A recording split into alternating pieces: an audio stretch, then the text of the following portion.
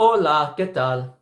I'm Robert Martinez, state historian of New Mexico, and this is New Mexico history in 10 minutes. Who were those Spaniards that came to colonize New Mexico in 1598 with Juan de Oñate? Who were they, and who were the reinforcements that came 2 years later in 1600? I want to take a little time to talk about them because this is the beginning of Hispanic culture and civilization in New Mexico. 1598. Think about that. Oh, that's clearly about 178 years before there ever was a United States. So we have had people here speaking Spanish and living a Hispanic lifestyle since 1598. These people were a mix of folks from Spain, Portugal. We had people from New Spain, what's now Mexico. So let's talk a little bit about that first.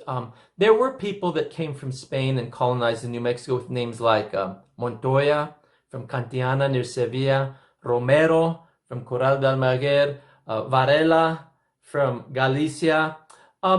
It was a mix of people, okay? But let's be clear. You did not have people in places like Spain or Portugal. The Gonzales were from Portugal. The Gomez were from Portugal. Let's just say these folks were not sitting around in Spain and Portugal saying, oh, I want to go to New Mexico. Quiero ir a Nuevo Mexico, La Nueva Mexico. They weren't doing that.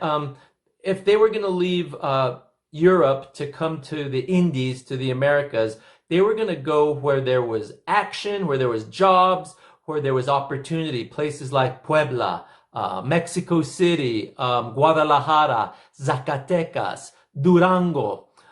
New Mexico was not on their mind. And we have to also remember something about these folks. They were immigrants. That means they were the middle to lower class people in Spain who had no opportunity there. They had nothing going for them. They couldn't find work. Maybe they were from a well-to-do family, but the family inheritance left them nothing, so they had to go make their way in the world. Oftentimes, wealthy families, everything would go to the eldest son. So other sons would have to go become soldiers or priests to have a vocation and a career in life. Well, once the Americas opened up in the late 1400s and 1500s, and then, of course, the 1600s, that was one place that people said, let's get out of here. Let's go to the Americas and start a new life. So let's be very clear about that. So these folks would come to Veracruz and then into Mexico City, and they might stay for a few years, and then when the call was put out to colonize New Mexico, then they would join the expedition. So that's how we get our Spanish ancestry, or that's one way. The other way is there are Spaniards born in Nueva España, born in Mexico, in the Americas. These are criollos. Spaniards born in Spain are called peninsulares, peninsulars. Criollos are Creoles, not like what you see in French Canada or French Louisiana. Let's be very clear. I've seen online some pyramids describing society, colonial society, and they'll list Spanish Creole as Spanish and African. Well, that's actually what happens in the French territories. In Spanish territories, a criollo is a person who is born in the Americas, but whose parents are from Spain. So that's these are folks that were born in Mexico City or Puebla or these places. And so you have those folks also coming up to New Mexico. From Zacatecas, you have the Martin Serrano family. That's the Martinez family that come in 1598. So it's a mix of people. So those are the men that are coming in. Fray Angelico Chavez described these folks as Semitic Iberians, which means he was acknowledging that they weren't just European in their ancestry. They were also Jewish and Moorish Muslim. So we have that already going, a lot of mixing going on.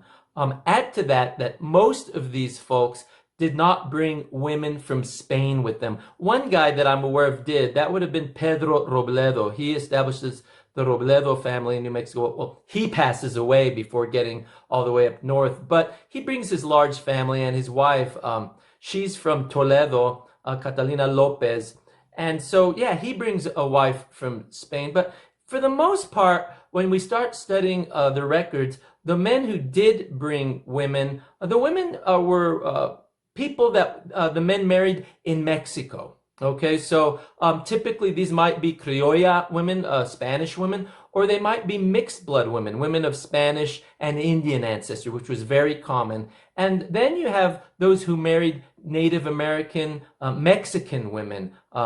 Montoya brought a wife who was Indian, Maria de Zamora, to New Mexico. So see, these are also people who are adding to the cultural and DNA mix to New Mexico. And then finally, you have people coming up here who have no wives, but they just take on wives or women from the pueblos. They are native Pueblo women, and they have children with them, mestizo kids, and those kids become part of the New Mexico Hispanic population. Well, also, there was a Greek who came, Griego. He came to New Mexico with the Oñate expedition. And then, of course, you get people with names like Durani Chavez, Lopez Holguin. These are extremeños from Extremadura. And their children are marrying local women in Mexico and in New Mexico. So I want you to just know that this is a mix of people. We have descriptions of them.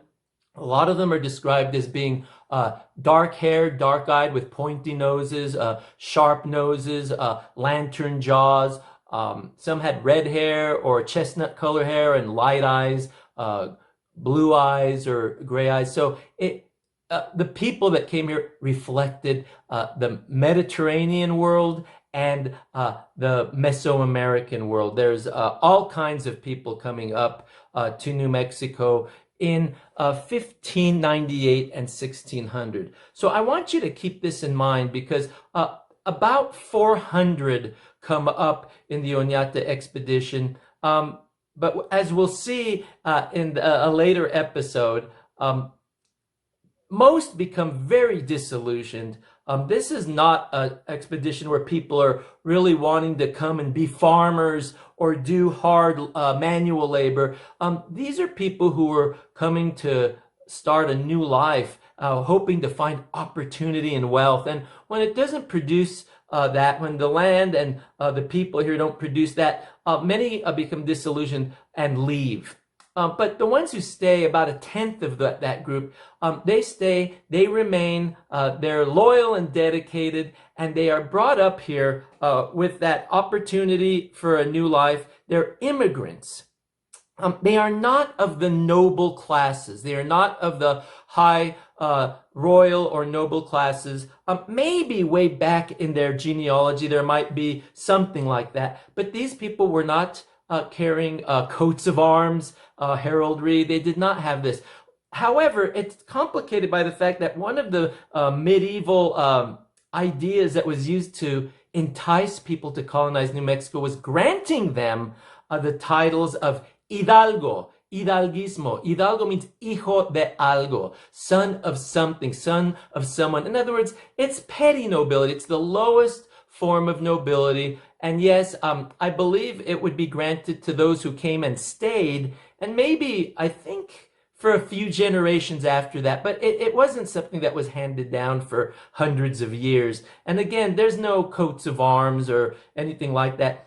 It means that you had the rights and privileges of a don or a doña. A man would be called Don Roberto, or Doña Maria.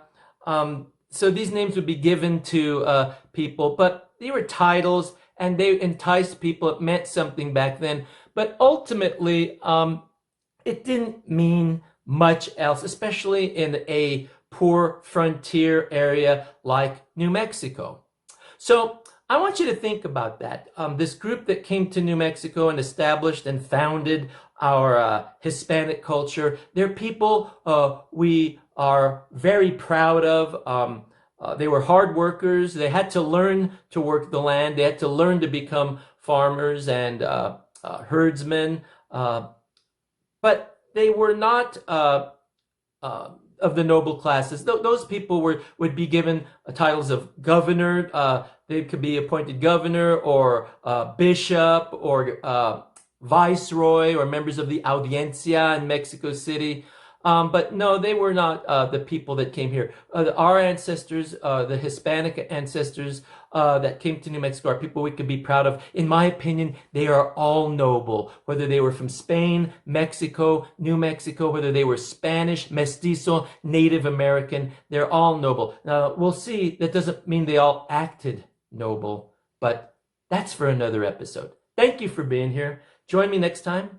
Hasta luego. Bye.